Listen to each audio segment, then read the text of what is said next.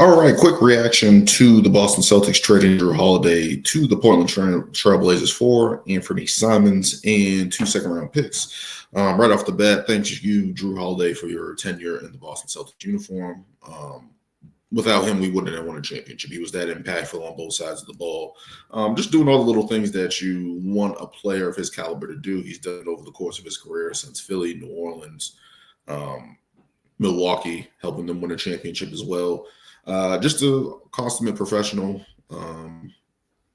Just thank you for your time in the Boston Celtics uniform. Now, moving on to the trade. The Celtics have been fighting this second apron. Most teams who are over the cap, especially over the second apron, have been trying to find ways to make moves to get under that threshold, because this is a hard cap in the NBA, despite no one saying that. Jrue Holiday still had 3 years, $100 million left on his deal at 35 years old upon entering this offseason.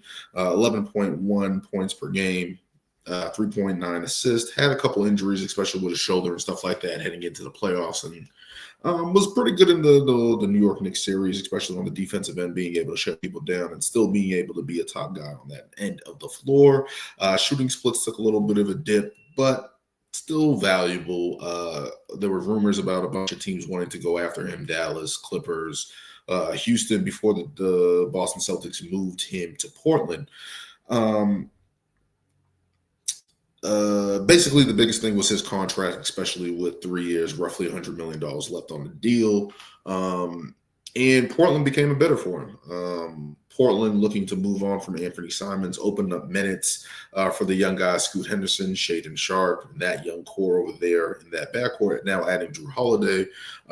They've been saying that they wanted to make a push for the playoffs. Adding a guy like Holiday to help you mentor those other guys, especially being able to help those young guys for the time being that he is there. I don't know if they're going to keep him, even though Holiday did have a good relationship with the ownership and GMs there, even facilitating his deal to the Boston Celtics a couple of years ago. So there's a relationship there that he's there. He's comfortable. So we'll see what happens on that end for Portland. Obviously, if they're trying to make a push, even though they're also reportedly putting DeAndre Ayton on the block, Robert Williams III on the block, and Jeremy Grant on the block to move those guys to open up more room for their young guys and forwards that they have that they were developing last year with Chauncey Billups. And I wish those guys the best, because Chauncey Billups, I was worried that they were going to fire him, given the success that he had turning around that team and getting some type of progress out of that team. I didn't know if they were going to keep him or move on. That's usually what happens to coaches. So glad that he got the extension. Excited to see what he does with this new core of Portland and what they do going down in the future, especially the development of Scoot Henderson and Shaedon Sharpe.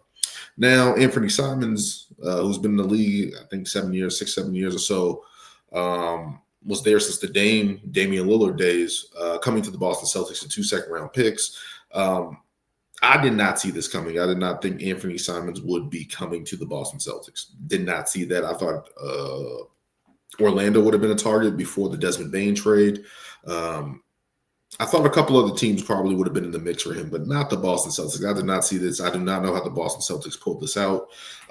Bringing in Simons, who is 19.3 points per game last year, 4.8 assists last year, has an expiring deal of $27 million. And looking at it from that standpoint, you're bringing in a guy that can get you 20, has some creativity, playmaking ability with the ball on the offensive end, and fits into Joe Mazzulla's shooting the 3 system, especially. I know people have their pros and cons about that, but he shoots about nearly 8 or 9 a game, 38% career 3-point shooter, and can fill it up, gives you a little bit more versatility in scoring the ball, especially with Jason Tatum out. So looking at it from that standpoint, this is a trial run for Anfernee Simons, right? Do the Celtics extend him and keep him? I don't know, especially with their contract. Maybe once they continue to make moves. I know there's rumors of Porzingis and Sam Hauser being potentially moved as well.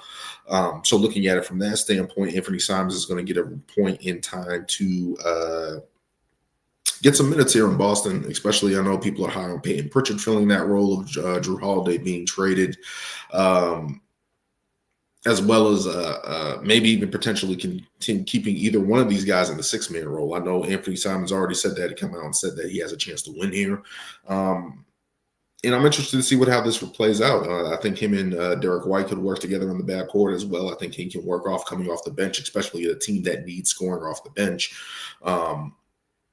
That can't rely on the stars as heavy coming into the season with the Boston Celtics. I know they're trying to look at moving on from Sam Hauser, but when you look at that, you got Shireman coming off the bench, you got Jordan Walsh coming off the bench, a lot of young, unproven guys coming off the bench in that wing guard role there outside of Peyton Pritchard. It's kind of shaky at best there off the bench there. Kata, Al Horford, depending on if he comes back or not. We're going to see what happens here. But Anfernee Simons, I think, is a good pickup, especially because he's had some spunk to him, right? He's athletic. He can get to the rim. He can finish out the rim. Can shoot, can create his own offense, create his own shot, shoot effectively from the field. I think that's a plus in that standpoint. I know people are worried about the defensive aspect of Anfernee Simons being on this Celtics team in terms because that's always been the way of having Jrue Holiday, having somebody next there, especially in this league where guys are just basically picking out mismatches and going at them. We're going to see how well he holds up there.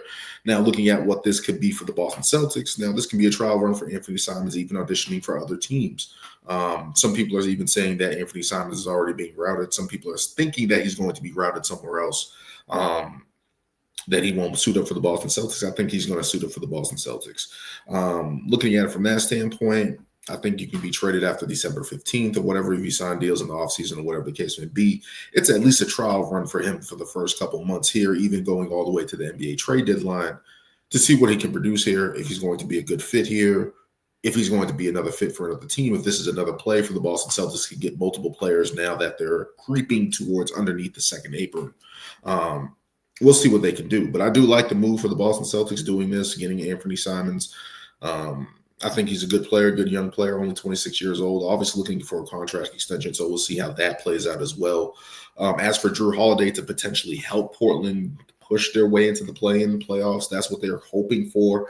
I don't know if that's going to happen. I think he can rub off on those other guys, those young guys, in a good way, just helping them mature, get professional, see the game from different angles, especially on the defensive end. Chauncey Billups was able to get this team to play defense towards the end of the year as well. So from that standpoint, a coach on the floor, a guy like that, helps any young team progressing, right? And Jrue Holiday is going to be professional and go there and do good things.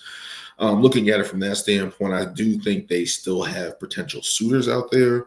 And maybe Portland's able to facilitate a deal that the Celtics couldn't with their current cap situation. So we'll see what happens there. There were teams that were interested in Jrue Holiday before being moved. So we'll see what happens there with the Boston Celtics. But ultimately, I think this is a good move for the Boston Celtics to get a guy like Anfernee Simons, a young guy that can help this team score, which became problems at times if Jason Tatum or Jaylen Brown didn't have it going. So we'll see how it goes with the Boston Celtics going forward, especially heading into draft night and seeing what other moves they're going to make over the course of this offseason.